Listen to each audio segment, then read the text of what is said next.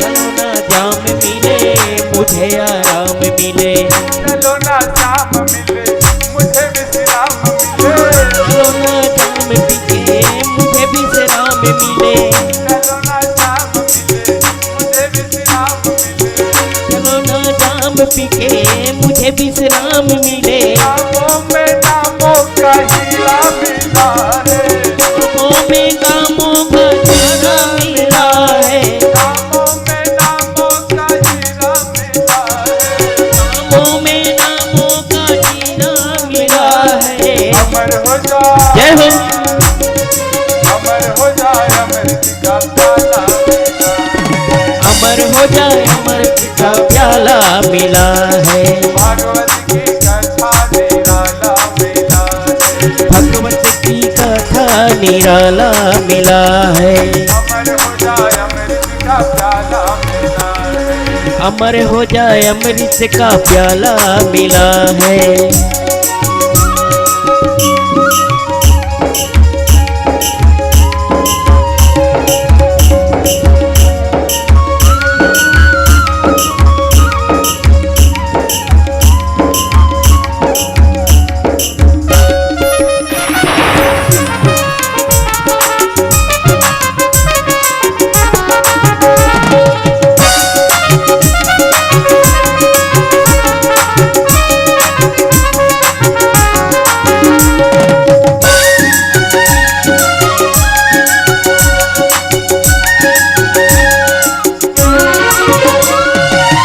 चाहे तुम हंस के सुनो चाहे तुम रो के सुनो, चाहे तुम हंस के सुनो चाहे तुम रो के सुनो, चाहे तुम चल के सुनो चाहे तुम सो के सुनो, चाहे तुम हंस के सुनो चाहे तुम रो के सुनो, चाहे तुम हंस के सुनो चाहे तुम रो के सुनो, चाहे तुम हंस के सुनो चाहे तुम रो के सुनो, चाहे तुम चल के सुनो चाहे तुम सो के सुनो, चाहे तुम चल के सुनो चाहे तुम सो के सुनो। तुम्हें अनमोल खजाना मिला है, तुम्हें अनमोल खजाना मिला है। अमर हो जाए अमृत का प्याला मिला है, अमर हो जाए अमृत का प्याला मिला है। अमर हो जाए अमृत का प्याला मिला है, अमर हो जाए अमृत का प्याला मिला है। जय गोविंदा जय गोपाला, जय गोविंदा जय गोपाला, जय गोविंदा जय गोपाला, जय गोविंदा जय गोपाला। वही मेरा पालनहारा, वही तेरा पालनहारा। जय गोविंदा जय गोपाला, बोलना जय गोपाला, जय गोविंदा जय गोपाला, जय गोविंदा जय गोपाला, गोविंदा गोविंदा गोपाला, गोपाला, गोविंदा गोपाला, गोविंदा गोपाला, गोविंदा गोपाला, गोविंदा गोपाला। बोलिए सच्चिदानंद भगवान जय। मेरी गते नारदे सुत भगवान बदनायण, श्रुत्वा तदभिप्रेतं ततः किं करोद विभो, श्रुत्वा भगवता प्रोक्तं फाल्गुना परवीरः, स्पृष्ट्वा वस्तं परिक्रम्य ब्राह्मणं ब्राह्माय सन्ददे,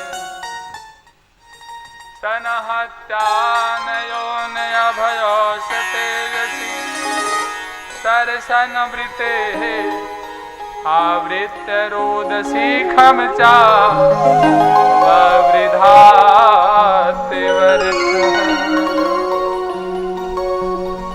सूतजी महाराज कहते हैं ऋषियों, व्यास नारायण जी ने भागवत की रचना किया।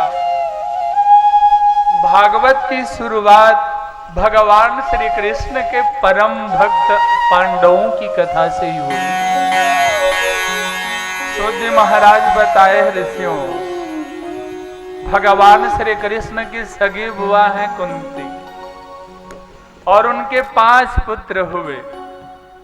तो कुंती भगवान श्री कृष्ण को भगवान मान ही नहीं पा रही थी, क्योंकि भतीजा है, कितनों बड़े पद में चला जाए तो बुआ उसको थोड़ी प्रणाम करेगी। सबका अपना अपना ईगो रहता है। तो उसी चरित्र को सूतजी महाराज कहते हैं ऋषियों कि कुंती भगवान को भगवान कब मानी? तो जब महाभारत का 18 दिन का युद्ध पूर्ण होने जा रहा था, दुर्योधन रणभूमि पे पड़ा और मृत्यु के लिए कराह रहा था। भीम ने दुर्योधन के दोनों जांघ को तोड़ दिया था।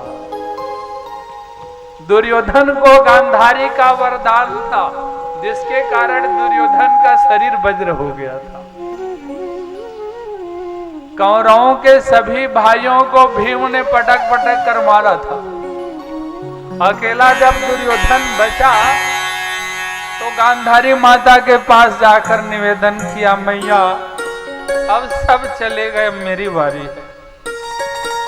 गांधारी बोली, बेटा तू चिंता मत कर, देश परमात्मा की भक्ति और शक्ति मुझ पर है, वो तुम्हारी रक्षा करेंगे। लेकिन एक बात है, कल सुबह सुबह तुम पूरे वस्त्र उतार कर नागा बाबा बन करके मेरे सामने खड़ा हो जा। जैसे गर्भ से जन्म लिया था वैसे अवस्था में तू खड़े हो जाना। शरीर में कोई वस्त्र नहीं होना चाहिए, फिर मैं तुम्हारे शरीर को वज्र कर दूंगी। दुर्योधन तैयार हो गया और दूसरे दिन निर्वस्त्र होकर जा रहा था और डर रहा था कोई रास्ता में देख मत ले, घोर बेइज्जती हो जाए। जिसका डर था दुर्योधन को वही हो गया। सामने से बांसुरी वाला बांसुरी बजाते आ रहा था।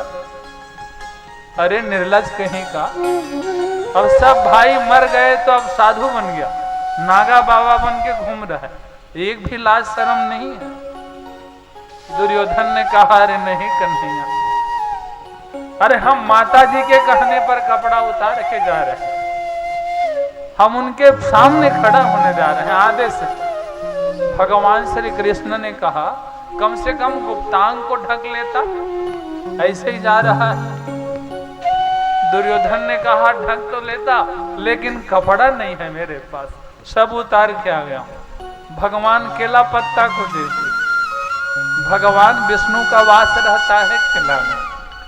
केला के पूजन करने से हमारे भगवान बहुत प्रसन्न होते हैं। केला पत्ता को दे दिया, कपड़ा नहीं है तो इसे लपेट ले बाबा। दुर्योधन लगा लिया केला पत्ता, गांधारी के सामने खड़ा हो गया। गांधारी बोली, बेटा जैसे मैं बोली हूं वैसे आया है ना? हाँ माता जी वैसे आया हूं। गांधारी जब पट्टी खोली तो ये केला पत्ता लपेट के खड़ा था। अरे मूर्ख, मर तो गया था, मैं तुझे अमर करना चाहती थी और तू मरने के लिए केला पत्ता लपेट कर आ गया। किसने सिखाया है पत्ता लपेटने के लिए? दुर्योधन ने बताया, वही अर्जुन का सखा और मेरे गुरु का भाई, काला रंग वाला बांसुरी वाला कन्हैया। गांधारी ने कहा, इस कन्हैया ने मेरे सर्वस्व मिटा दिया। तभी गांधारी ने कृष्ण को श्राप दिया, कन्हैया यदि आप चाहते तो मेरे पुत्रों को बचा सकते थे, लेकिन आपने मेरे पुत्रों को मरवा दिया। तुम क्या जानोगे कन्हैया, माँ बाप के सामने यदि जवान बेटा मर जाते हैं तो कितना दुख होता है। तो जाओ कन्हैया, मैं तुम्हें श्राप देती हूं, तुम्हारे सामने तुम्हारे परिवार लड़ लड़ के मरेंगे और तुम कुछ भी नहीं कर पाओगे। मेरे पुत्र तो 18 दिन में मरे, तुम्हारे पुत्र 2 घड़ी में मर जाएंगे। तब पता चलेगा। भगवान मुस्कुरा कर स्वीकार कर लिए, सिरोधार्य है, सब लेने के लिए भगवान बने। गांधारी का श्राप भगवान श्री कृष्ण को पड़ा था। दुर्योधन का सिर्फ जंघा, कमर बस कच्चा था और फिर पूरा शरीर पक्का हो गया था। आखिरी में दुर्योधन बचा था तो दुर्योधन सरोवर में जाकर छिप गया था। भीम भगवान श्री कृष्ण से बोले, वो सबसे बड़ा शत्रु नंबर 1 का दुराचारी आज भी जीवित है, उसको मैं छोड़ूंगा नहीं, चलिए तो ढूंढने जाते हैं। भगवान ने कहा चलो। कुरुक्षेत्र के मैदान पर गए, एक बड़ा सा हाथी का घंटा गिरा था। भगवान ने कहा भीम इसको उठाओ ना। भीम ने कहा क्यों, इसमें क्या होगा? भगवान ने बताया कहीं दुर्योधन छिपा होगा तो। भीम ने बोला अब वो छोटा सा जीव तो नहीं जो घंटा में छिपेगा, लेकिन फिर भी आप बोल रहे हो, थोड़े उठा के देखता हूं। हाथी को उठाकर फेंक दिया था, आज तक नीचे नहीं आए हैं। घंटा उठाना कोई बड़ी बात थोड़ी। घंटा उठाने के लिए बाएं हाथ को लगाया, दोनों हाथ को लगाया, लेकिन घंटा को हिला नहीं पाया। भीम ने कहा घंटा जमीन से चिपक गया लगता है, पूरे धरती के संग उठेगा। भगवान तो इसके अभिमान को चकनाचूर करने के लिए घंटा उठवा रहे। भीम ने बोला प्रभु आप ही उठाइए ना, और भगवान बाएं हाथ का सहारा दिए, घंटा उठ गया। भरही पक्षी अपने 3 बच्चों के संग भर से उड़ गई। भीम ने कहा बस इसीलिए उठवाए हो लगता है। तो भगवान की यही लीला है, कब किसके लिए क्या करा दे। भारत में भरही की अंडा, बाँचे परी करम की लिखा, तारे ना टरे। जब महाभारत का युद्ध प्रारंभ हुआ, दोनों तरफ कौरव और पांडवों की सेना इकट्ठी खड़ी होगी, तो उसी मैदान में एक भरही पक्षी 3 अंडा देकर पड़ी थी और अपने पंजे को जोड़कर भगवान से निवेदन की, प्रभु अभी अंडा दी हूं, बच्चे आए नहीं और हाथी पैर में दबा सकता है, रक्षा करिए रक्षा करिए। तब भगवान ने अर्जुन को बोला अर्जुन युद्ध का पहले बाण हाथी के साकल पर चला। साकल पर चलाया और घंटा नीचे खप से गिर गया। घंटा के अंदर में भरही अंडा के संग सुरक्षित बच गई, लेकिन अंडा से चूजे निकले, चूजे के पंख आए, उड़ने के लिए फड़फड़ाए, तो घंटा को लेकर कहां जावे। फिर भरही पक्षी निवेदन की प्रभु आपने बचाने को बचा दिया, लेकिन अच्छा घंटा में लाकर फंसा दिया। उससे बढ़िया पहले दबा के मार देते। अब दाने दाने के लिए तरस रहे हैं, बूंद बूंद जल के लिए तड़प रहे हैं और तड़प तड़प के मर रहे हैं। जब एक भरही पक्षी के निवेदन से भगवान स्वयं आए थे बंधन छुड़ाने को, यदि हम भगवान को पुकारे तो नहीं आएंगे क्या? हमें कहते हैं भगवान आते नहीं, हमें कहते हैं भगवान आते नहीं, हम मेरा की तरह बुलाते नहीं, हम मेरा की तरह बुलाते नहीं। कहते हैं भगवान आते नहीं, हम कहते हैं भगवान आते नहीं, हम मीरा की तरह बुलाते नहीं, हम मीरा की तरह बुलाते नहीं। हमें कहते हैं भगवान खाते नहीं, कहते हैं भगवान आते नहीं। हमें कहते हैं भगवान खाते नहीं। हम ये कहते हैं भगवान आते नहीं। बेर सबरी के तरह हम खिलाते नहीं। बेर सबरी की तरह हम खिलाते नहीं। बेर सबरी की तरह हम खिलाते नहीं। बेर सबरी की तरह हम खिलाते नहीं। अच्युतम केशवम कृष्ण दामोदरम। अच्युतम केशवम कृष्ण दामोदरम। राम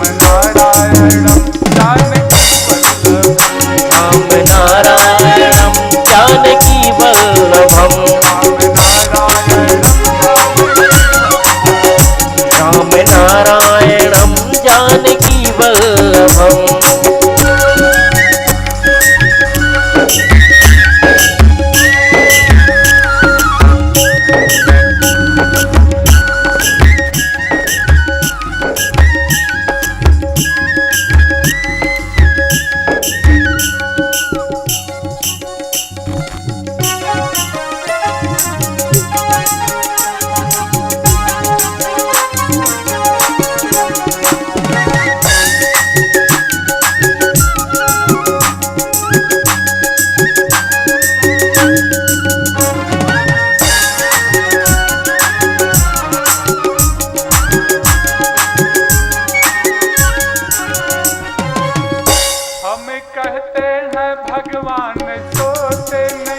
हम ये कहते हैं भगवान सोते नहीं। हम ये कहते हैं भगवान सोते नहीं। हम ये कहते हैं भगवान सोते नहीं। यशोदा की तरह हम सुलाते नहीं। यशोदा की तरह हम सुलाते नहीं। यशोदा की तरह हम सुलाते नहीं। यशोदा की तरह हम सुलाते नहीं। हमें कहते हैं भगवान नाचते नहीं। हमें कहते हैं भगवान नाचते नहीं। हमें कहते हैं भगवान नाचते नहीं। हम ये कहते हैं भगवान नाचते नहीं। गोपी की तरह हम नचाते नहीं। गोपी की तरह हम नचाते नहीं। अरे गोपी की तरह हम नचाते नहीं। गोपी की तरह हम नचाते नहीं। अच्युतम केशवम कृष्ण दामोदरम। अच्युतम केशवम कृष्ण दामोदरम। राम नारायणम जानकी वल्लभम। राम नारायणम जानकी वल्लभम। अच्युतम केशवम कृष्ण दामोदरम। अच्युतम केशवम कृष्ण दामोदरम। राम नारायणम जानकी वल्लभम। राम नारायणम जानकी वल्लभम। राम नारायणम जानकी वल्लभम। राम नारायणम जानकी वल्लभम। राम नारायणम जानकी वल्लभम। बोलिए सच्चिदानंद भगवान की जय। सूर्य महाराज कहते हैं ऋषि भगवान ने भर ही पक्ष की रक्षा कर दी। भीम भगवान श्री कृष्ण के संग दुर्योधन को ढूंढते उसी सरोवर पर गए जिसके अंदर दुर्योधन छिपा था। भीम तो खूब गाली दिया, गर्जना कर करके गाली दिया, अरे निर्लज्ज, डर के मारे सरोवर पर छिपा है, आ मुझसे युद्ध कर, नहीं तो चूड़ियां पहन ले। सह नहीं पाया दुर्योधन, सरोवर से निकला। बलराम का चेला है भैया, बलराम का चेला है दुर्योधन, लेकिन दुराचारी है, यही गड़बड़ है। बल तो इसमें भी बहुत था। गदा लेकर के दौड़ा और भीम के ऊपर प्रहार किया। भीम बड़े शरीर वाले थे, दुर्योधन 2 गदा लगाता था तो भीम एक ही बार लगा पाता। चंचल था दुर्योधन, झाय झाय 2 बार लगाता था। भीम का गदा दुर्योधन को पड़े तो वज्र के समान ठन ठन ठाए करता था, और जब दुर्योधन का गदा भीम को पड़े तो भीम बायां तरफ को बताता था और कहीं दाया तरफ पड़ जाए तो हाय हाय करता था। बाया तरफ भीम का वज्र का था। अब बाया तरफ वज्र कब हुआ? धर्मराज युधिष्ठिर ने देखा परमात्मा कृपा से संपत्ति बहुत है। तब धर्मराज युधिष्ठिर ने इंद्रप्रस्थाभी का दिल्ली में राजसु यज्ञ करवाया। उस यज्ञ में देश देशांतर के सभी व्यक्तियों को न्योता भेजवाया। अपने चारों भाइयों को चारों दिशा भेज दिया। दक्षिण दिशा में भीम गया। एक कोढ़ी शरीर से रक्त पीप टपक रहा था। कोढ़ी से भीम ने कहा, हम लोग यज्ञ करा रहे हैं, सपरिवार आइएगा। कोढ़ी बोला, तुम्हारे बाप के नौकर हैं।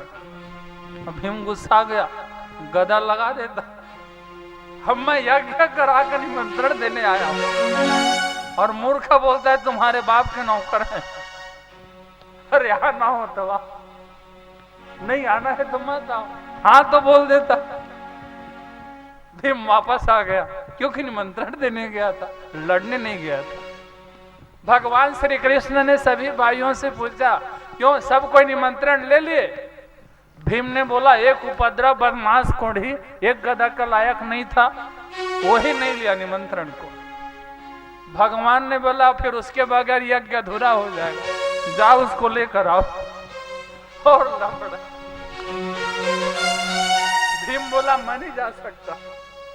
कई लोग बदमाश रहते हैं ना, तो उससे सामान्य बात करो तो भी लड़ने जैसे बात करते हैं।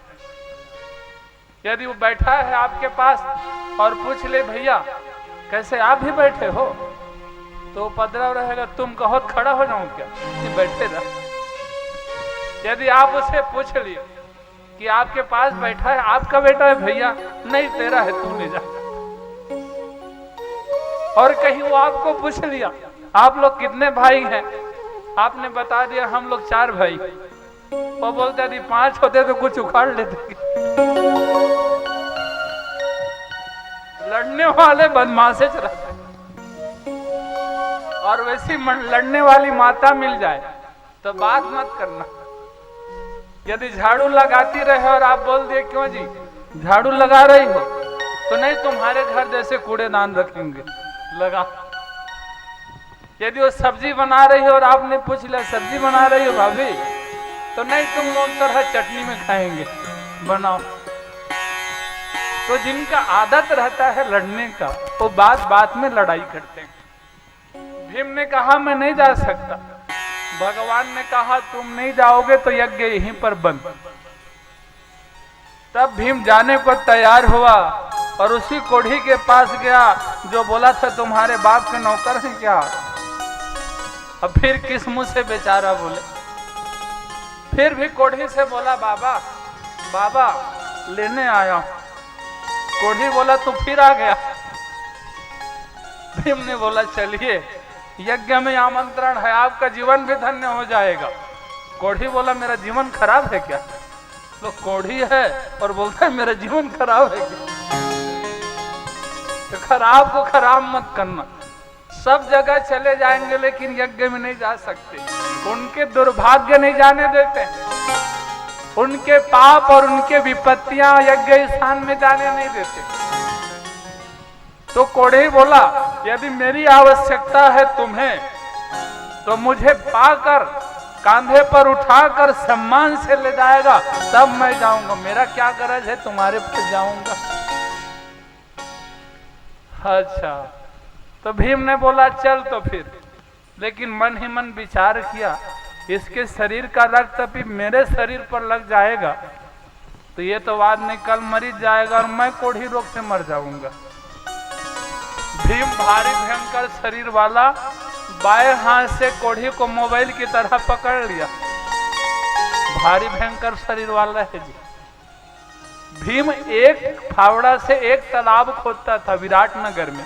शहडोल में आज भी 365 तालाबें हैं जहां 1 साल तक 5 पांडव गुप्तवास में थे उस समय। और हमारे छत्तीसगढ़ में जांजगीर में है 70 एकड़ का तालाब। यदि अभी भीम होते तो जेसीबी की आवश्यकता नहीं रहती, इसी से खुदाई करवा देते। भयंकर शरीर वाले थे भीम। बाएं हाथ पर पकड़ कर कोढ़ी को बोले चल बाबा। कोढ़ी बोला ले जाना है तो ठीक से ले जा, छुआछूत भेदभाव करता है। भीम ने बाएं तरफ लटका ही लिया और नाक को सिकुड़ सिकुड़ के ले जाता था, इतना बदबू। कोढ़ी बोला ले जाना है तो मेरे तरफ देखते ले जा, नहीं तो उतार। फिर भीम ने उधर ध्यान भी दिया, चल ठीक, और वैसे लाए और यज्ञ स्थान में लाकर पटक दिया। रोते रोते कन्हैया के पास भीम ने निवेदन किया, प्रभु अच्छा फंसा दिए, मुझे यज्ञ से क्या फायदा होगा मैं नहीं जानता, लेकिन कोढ़ी रोग का पुरस्कार मिला है, निश्चित कोढ़ी रोग होगा मैं इतना जानता हूं। कोढ़ी रोग हो जाएगा तो समाज परिवार से छूट जाऊंगा, ये सोचकर मैं रो रहा हूं। भगवान ने कहा रे पगले तुम्हें कोढ़ी रोग नहीं होगा, शरीर पे जहां जहां रक्त और पीव पड़े हैं वे अंग तुम्हारे वज्र हो जाएंगे। अच्छा सही में भगवान ने कहा गदा लगा के देख, तब भी मैं गदा लगाया बाएं भुजा पर, वज्र है, आग की चिंगारियां निकली। भीम ने कहा ऐसे जानता तो पूरे शरीर में रक्त पीप को लगाते आ जाता, अब जाकर लगाऊंगा तो नहीं चलेगा क्या? यज्ञ में किसी असहाय व्यक्ति को लाओगे ना बहुत पुण्य मिलता है। उसी दिन से भीम का बायां तरफ वज्र का हो गया था। वामन दुर्योधन के वज्र पड़े तो बाया तरफ को बताता था, दाया तरफ पड़ जाए तो हाय हाय हो जाता था। भीम ने विचार किया आज हमारी बारी है, अब हम बचने वाले नहीं, लोहा का पुतला है, गदा मार मार के थक जा रहे हैं और जोर जोर से अट्टहास करता है। भगवान की ओर देखने लगा। जब जीवन में विपत्ति आ जाती है ना तो दिल भगवान से कभी मिले नहीं और याद आता है उसी भगवान का, भगवान अब तू ही बचा, कभी मिले नहीं है लेकिन अच्छा रिश्तेदार लगता है। कोई दूसरे रिश्तेदार को कहां आदमी याद करता है। तो भीम ने भी भगवान की ओर देखा। भगवान ने कहा याद करो अपने प्रण को, द्रौपदी चीर हरण पर तुमने किया था। अरे अहो मंझले भैया अहो, जांघ को बताए, अरे वज्र गदा को चलाना है तो जांघ पर लगाओ। समझ गया भीम होशियार था।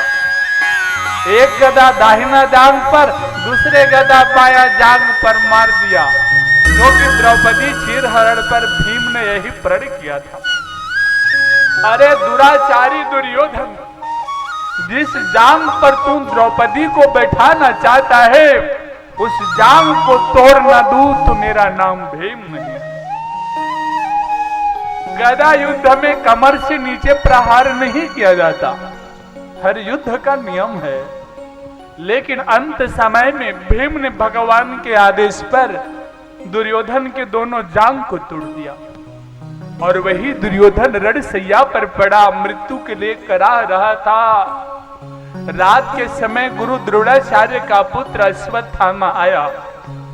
अश्वत्थामा ने बोला मित्र आपके सभी भाइयों को भीम ने मारा, आपकी आत्मा को शांति नहीं मिलेगी, तो इसलिए आज मैं जाता हूं, पांचों पांडव सोए रहेंगे, सोए हुए पांडवों के सिर को काट काट कर लाता हूं। अरे सामने जब खड़े रहेंगे तब तो लड़ेंगे, सोने के बाद कोई वीर वीर थोड़ी होता है, उसे तो एक बालक मार सकता है। दुर्योधन ने कहा यह अधर्म है इसलिए मत जाओ। अश्वत्थामा ने बताया जब भीम ने अन्याय करके आपके जांघ को तोड़ दिया तब हमें अधर्म करने में क्या हर्ज है। अश्वत्थामा बोला मैं जाता हूं। रात के समय अश्वत्थामा तीक्ष्ण धार वाली नंगी तलवार लेकर पांडवों के शिविर में गया। भगवान श्री कृष्ण ने पांडवों से बोला अब आपके अच्छे समय आ गए हैं अर्जुन। अब आप लोग हस्तिनापुर के राज्य चलाएंगे, मुझे भी द्वारका जाना है, तो एक रात जगह बैठ लेते हैं, थोड़े बतिया लेते हैं, फिर तो जाना ही है। तो आज पांचों भाई मेरे शिविर पर आ जाओ। पांचों पांडवों को भगवान अपने शिविर पर बुला लिए।